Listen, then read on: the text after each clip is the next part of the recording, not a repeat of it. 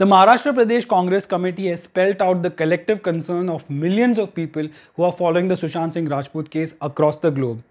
Maharashtra Pradesh Congress committee के जो spokes person हैं सचिन सावंत, उन्होंने एक ऐसी करारी बात कही है सीबीआई इन्वेस्टिगेशन और एम्स की रिपोर्ट को लेकर, जो कितने सारे लोग ऑलरेडी ट्विटर पर और सोशल मीडिया पर अलग अलग जगहों पर बोल रहे हैं पर उनको जवाब नहीं मिल रहे हैं.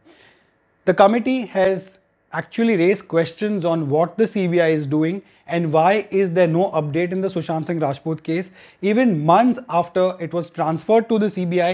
और आपको याद होगा कि एक महीने पहले एम्स की रिपोर्ट भी आ गई है, उस पर भी कोई एक्शन नहीं ली गई है, इस पर भी उन्होंने बात की है, but they said it in a very scathing tone. In fact उन्होंने इस पूरे मामले में प्राइम मिनिस्टर नरेंद्र मोदी का भी नाम लिया है और कहा है कि क्या सीबीआई बिहार के इलेक्शंस के एंड होने की राह देख रही है. क्या उनको प्राइम मिनिस्टर नरेंद्र मोदी ने कहा है कि अभी चुप्पी साधे और अभी कुछ नहीं बोले बिकॉज अब भी बिहार के इलेक्शंस चल रहे हैं और नवंबर 7 को वो एंड होंगे, और इसलिए क्या सीबीआई चुप बैठी है फिलहाल और क्या कुछ नहीं कह रही है सुशांत सिंह मामले में, जबकि इतने सारे लोग रोज़ ट्विटर पर और सोशल मीडिया पर और इवन रेगुलर मीडिया आस्किंग कि क्या हो रहा है इस केस के साथ.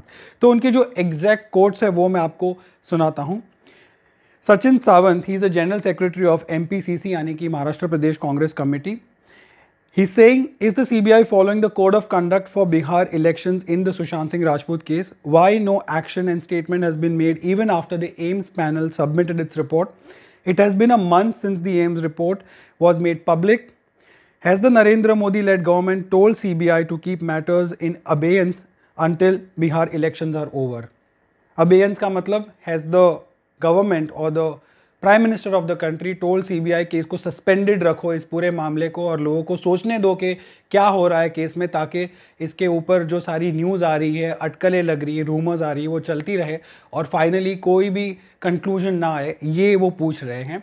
And also very important thing that he is talking about this is the AIIMS report, कि इसके आने के बाद भी, क्योंकि पहले जब हम सारे लोग जब इस केस को फॉलो कर रहे थे और सोच रहे थे कि इसमें क्या होने वाला है, तो सब की निगाहें टिकी थी सिर्फ एम्स के रिपोर्ट पर. अब एम्स की रिपोर्ट भी आ गई है पर उस पर भी सीबीआई का कोई खास एक रिस्पांस नहीं आया, ऐसा ये कह रहे हैं. और इसके आगे जो इन्वेस्टिगेशन हो रही है उसमें भी हमें अपडेट सही तरीके से नहीं मिले हैं कि एग्जैक्टली हुआ क्या है, किसको अरेस्ट किया गया है. The only thing that has happened which is quite tangible and for everyone to see is what NCB is doing, यानी कि नार्कोटिक्स कंट्रोल ब्यूरो. उन्होंने कुछ अरेस्ट किए हैं, उसमें से कुछ बेल हो चुके हैं, पर वो केस इन टोटलिटी भले वो सुशांत सिंह राजपूत के केस के साथ मिला हुआ हो, पर ऑन एन इंडिविजुअल लेवल वो एक सेपरेट केस भी है, क्योंकि उसके जो सेक्शंस हैं, उसकी जो सज़ाएं हैं वो सारी अलग है.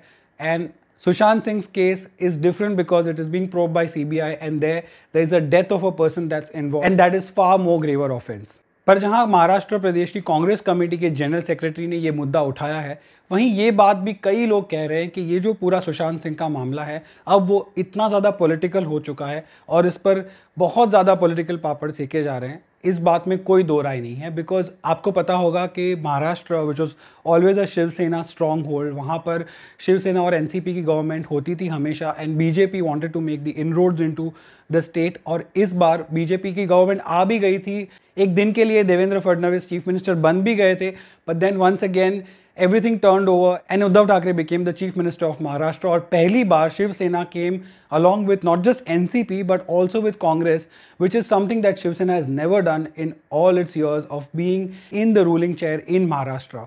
And this kind of ended BJP's role in Maharashtra, and now a lot of people are saying that they are using the Sushant Singh Rajput case to come back not just in Maharashtra but also for its own gain in the Bihar elections. और इसी बात को अब ध्यान में रखते हुए इस पर इतनी ज़्यादा पॉलिटिकल पार्टीज इन्वॉल्व हो चुकी है, and the case has become one big Hooch पॉच of not just lies, conspiracy, rumors, but also dirty politics. What do you have to say? आपको भी लगता है कि ये केस बहुत ज़्यादा पॉलिटिकल हो गया है, पर क्या आपको लगता है कि एटलीस्ट पॉलिटिकल प्रेशर की वजह से finally justice will be served in this case and the guilty will be punished and those who are innocent will be let go? क्या आपको लगता है कि पॉलिटिकल प्रेशर ज़रूरी था इस केस में, या फिर दिस हैज़ गॉन टू फार? जो भी आपके थॉट्स है प्लीज़ मुझे कमेंट सेक्शन में बताइए. And for now thank you so much for watching. If you like my video, subscribe and hit the bell icon.